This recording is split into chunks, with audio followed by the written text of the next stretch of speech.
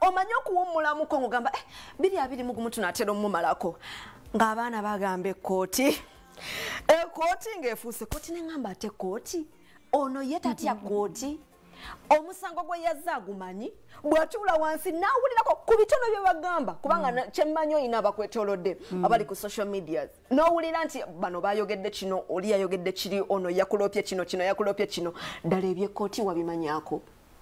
Yeah, nafunako summons. Naye ng'omusango gwo wategeera ebbanga lye bagenda okutugira? Ekimu ku Uganda, Uganda eyina amateeka. Yeah. Amateeka ga protectinga buli muntu.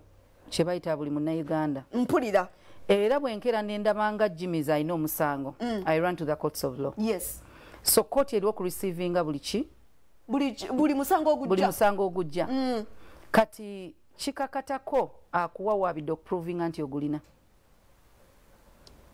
Gwe nga gwe weeraba otya oyimiridde otya? Toliggira otya? Nze njagalako nze kati essaawa eno tata wange kale we nali mu P5 wampitanga looya.